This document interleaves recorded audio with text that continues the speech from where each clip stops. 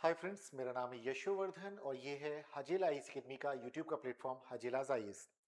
तो दोस्तों, जिस तरह की घटना घटी और सभी ने देखा कि कैसे एक ताकतवर देश एक छोटे देश के राष्ट्रपति को उसके देश में घुसता है, उसके घर में घुसता है, वहां से उठाता है। 12 मिनट में पूरी घटना होती है और ले जा करके उसको अमेरिका के कोर्ट के समक्ष प्रस्तुत कर दिया जाता है। मैं बात कर रहा हूं वेनेजुएला के राष्ट्रपति मोदुरो की। अब यहाँ इससे क्या भविष्य में संभावनाएं बनती, हम इस मुद्दे पे बात करें। क्या यूक्रेन और चीन भी माफ कीजिएगा, रशिया यूक्रेन के लिए और चीन ताइवान के लिए अगर इसी तरह की रणनीति अपनाता है तो क्या दुनिया भी तब वेट एंड वॉच वाली स्थिति में होगी? क्योंकि आज हम देखते हैं कि मोदुरो के मुद्दे पर बहुत ज्यादा आवाज नहीं उठ रही है, लेकिन इससे कहीं ना कहीं इस तरह के प्रश्न उठते हैं कि क्या कोई बहुत बड़ा देश होगा, जो शक्तिशाली देश होगा, अपने से छोटे देशों के ऊपर किसी भी तरीके से वो आक्रमण करके उनके राष्ट्राध्यक्षों को क्या वहां से वो उठा के ले जा सकता है। चलिए इस मुद्दे पे बात करेंगे। तो यहाँ की क्या ताइवान चाइना के लिए, चाइना वहां कोई इस तरह की स्ट्राइक करेगा कि चाइना करे ऐसा, ताइवान अगला वेनेजुएला हो सकता है, इस बात को देखेंगे। लेकिन इस पे आगे बढ़ें तो उससे पहले मैं यहां पर आपको कुछ बताना चाहता हूं, हम लोग उस पर चर्चा करते। देखिए, एक बैच हमारा, राइट, सो धुरंधर एमपीपीएससी 2026 के लिए टारगेट बैच हम लोग स्टार्ट कर रहे हैं 27 जनवरी 2026 से। एकदम न्यू फ्रेश बैच है ये हमारा, और यहां पर 35 से ज्यादा मिनी टेस्ट होंगे, 10 होंगे फुल लेंथ के टेस्ट होंगे। और यहां पर आपको पढ़ाने के लिए हमारी पूरी टीम पूरी तरीके से तैयार है। और ऑनलाइन में ऑलरेडी हम लोग इस तरह के बैच पहले भी चला चुके हैं जिसके रिजल्ट्स काफी अच्छे आए हैं। सो ये जो रहेगा ये दोनों ही मोड में रहेगा, ऑफलाइन और ऑनलाइन दोनों ही मोड में होगा। लैंग्वेज को अगर देखें तो बाइलिंगुअल होगा, हिंदी में भी इंग्लिश में भी और बाइलिंगुअल भी। तो जिसमें आप कंफर्टेबल होंगे आप उसमें यहां पर ज्वाइन करेंगे। सो ध्यान रखें, आप हजेला आईएएस अकेडमी की वेबसाइट पर भी जा सकते हैं, आप वहां से एनरोल करा सकते हैं आप, या फिर आप कॉल कर सकते हैं हमारे नंबरों पर, या व्हाट्सएप भी कॉल आप भेज सकते हैं 9109723996।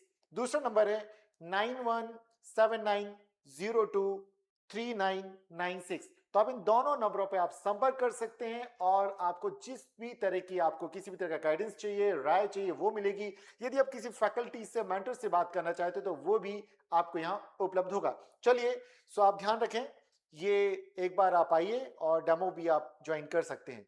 सो आज का मुद्दा है, क्या ताइवान अगला वेनेजुएला बनेगा? हम लोग इस मुद्दे पे बात कर रहे हैं। ये आखिर बातें क्यों आई? मैंने बीबीसी की एक रिपोर्ट देखी, मैंने उस रिपोर्ट की काफी सारी चीजों को मैंने यहाँ पे कोट कर रहा हूं। मैं साफ कह रहा हूं कि ये बीबीसी की रिपोर्ट से मैंने इसको तैयार किया, बीबीसी की रिपोर्ट के आधार पर।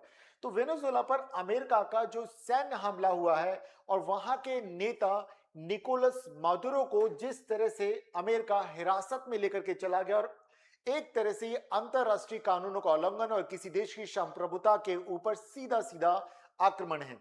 ऐसे में एक बहस सी छिड़ गई है कि क्या अंतरराष्ट्रीय स्तर पर ये जो कार्रवाई हुई है, क्या एक एग्जाम्पल के तौर पे, एक नजीर के तौर पे स्थापित हो जाएगी कि दुनिया के जो भी ताकतवर देश हैं अपने से कमजोर देशों के लिए इस तरह की कार्रवाई करेंगे? क्या ये सही होगा? क्या ये अंतरराष्ट्रीय कानूनों के अनुसार होगा? क्या यह देशों की संप्रभुता की रक्षा की जो बात कही जाती है उसका क्या होगा? यूनाइटेड नेशन का इसमें क्या रोल होगा? और क्या जिस तरह के अगले कदम उठाने के लिए वर्तमान में भी अमेरिका बात कर रहा है ग्रीनलैंड के लिए, या फिर चीन बात कर रहा है ताइवान के लिए, क्या ये कितना सही होगा? इन सारे मुद्दों को जांचते हैं आज।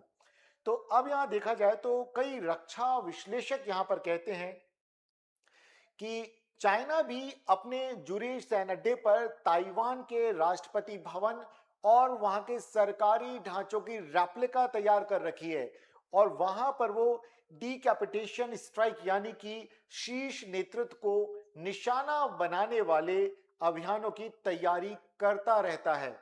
तो और इसके अलावा चाइना लगातार इस तरह की धमकी देता है ताइवान को कि वो जब चाहे वहां के राष्ट्रपति विलियम लाई चिंगते को पकड़ करके ला सकता है। मतलब ये कोई हवाई बातें नहीं है, बल्कि ये ऑलरेडी मीडिया में इस तरह की बातें आई हैं। उन्हीं बातों पर बीबीसी ने अपनी एक रिपोर्ट तैयार की है। फिर अगली बात देखें, ये कहां से इस तरह की चीजें आई हैं। तो चाइना ने वर्ष 2025 अब 26 में, तो 2025 के आखिरी में ताइवान के नजदीक एक जस्टिस मिशन 2025 के नाम का एक अभियान चलाया, जहां पर कि उसने डीकैपिटेशन स्ट्राइक का अभ्यास किया था। अब आप समझिए कि ऑलरेडी चाइना इस स्ट्रैटेजी पर पहले से काम कर रहा है। अगर उसने वहां के राष्ट्रपति भवन या सरकारी इमारतों की रेप्लिका बनाई है, उसी तरीके से अभ्यास करा, जैसा कि मोदिरो को पकड़ने के पहले वेनेजुएला की जो इमारतें हैं, सरकारी इमारतें, राष्ट्रपति भवन की पूरी रेप्लिका बना करके स्पेशल फोर्सेस ने अमेरिका के अंदर काफी तैयारी की, उस पर अभ्यास किया। फिर उन्होंने सिर्फ 12 मिनट में वो काम करके दिखा दिया, जिसके विषय में लोग सोच भी नहीं पाते हैं। चलिए, बट यहां पर अगर हम देखें तो चीन क्या कहता है, इस बात को जान लेते हैं। और चीन ने इस तरह का एक नहीं कई बार दावा भी किया है। चाइना की पीपल्स लिबरेशन आर्मी जो है, वे कहती है कि जरूरत कभी पड़ती है तो ताइवान की आजादी के प्रमुख अपराधियों के खिलाफ हम सटीक कार्रवाई भी कर सकते हैं। इट मींस चाइना यहां डिनाई नहीं कर रहा है, चाइना ऑलरेडी पहले भी इन बातों को कह चुका है कि वो क्या करने की क्षमता रखता है।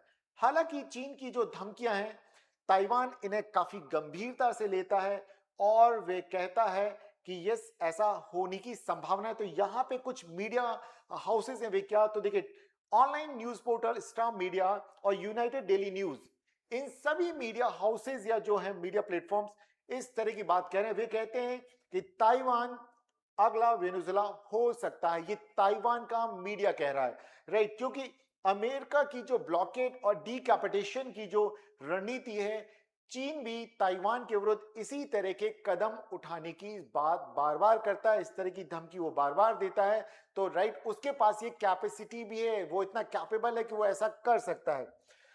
बट अगर हम यहाँ पे बात करें तो चाइना यहां पर थोड़े सदे हुए कदमों से बात करता है। चाइना कहता है कि उसकी तुलना इस तरह की घटनाओं से ना की जाए, जैसा कि अमेरिका ने वेनेजुएला के साथ किया।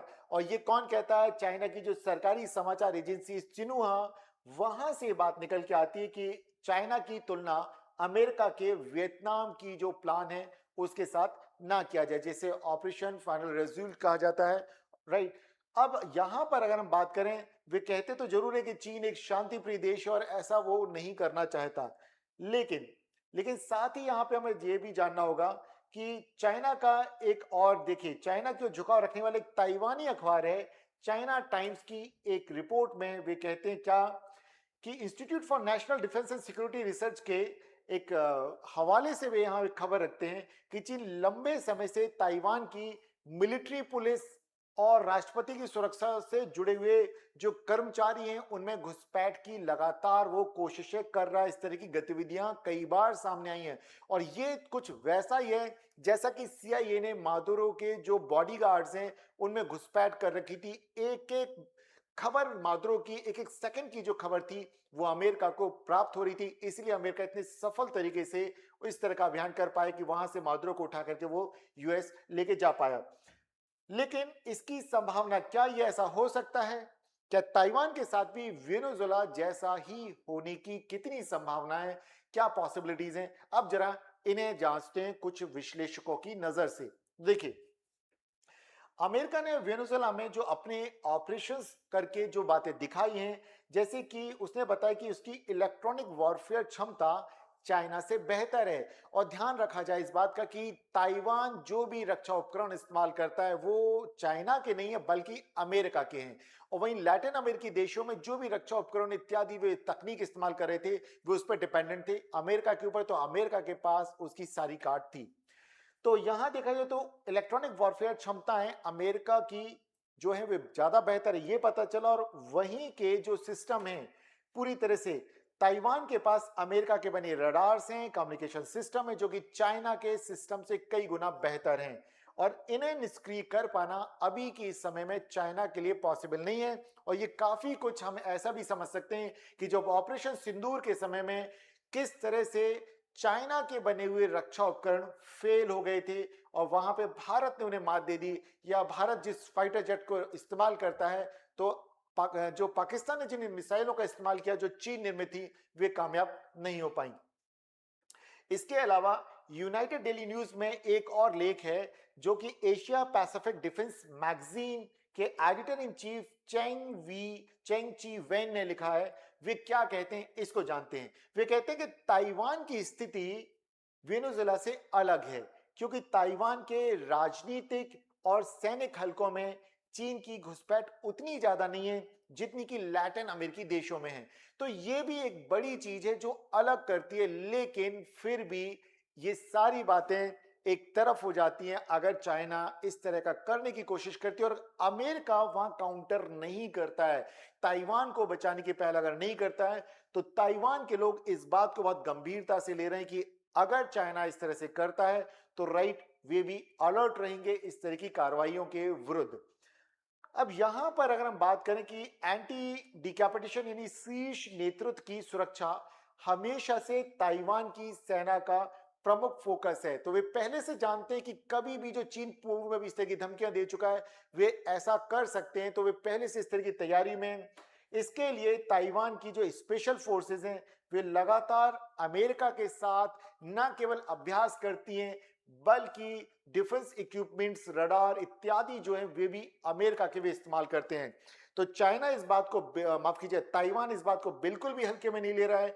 चाइना को वो काफी गंभीरता से लेता है और अमेरिका ने जिस तरह से वेनेजुएला में कार्रवाई की है तो पूरी संभावना इस बात की कि अगर चीन कभी चाहे, और जैसा कि वो साफ कहता है कि वो ऐसा भविष्य में जरूर करेगा, तो यहां पॉसिबिलिटीज ये हैं कि फिर अगर जिस तरह का वादा अमेरिका करता है ताइवान की सुरक्षा का, अगर अमेरिका उस तरह से खड़ा रहा डट करके तो जरूर चाइना इस तरह की करने की नहीं सोचेगा।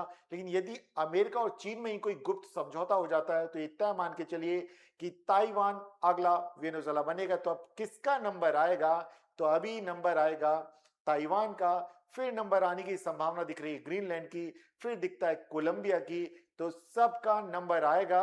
अगर सारे देश एकजुट नहीं होते तो एक एक करके नंबर जरूर आएगा। ये रणनीति कुछ उसी तरह की है जैसे कि कभी यूनाइटेड किंगडम या ब्रिटेन, ग्रेट ब्रिटेन जिस रणनीति पे चला करता था कि अगर वे देखते थे कि blue water policy it mean समुद्र पे कब्जा करके रखना, यहां पर इन्होंने आधार जो भी बनाते हुए कहते चाइना को ज्यादा लाभ पहुंचा रहा था, रशिया को ज्यादा लाभ पहुंचा था वेनेजुएला, और अमेरिका में ड्रग्स की तस्करी में उसका हाथ था।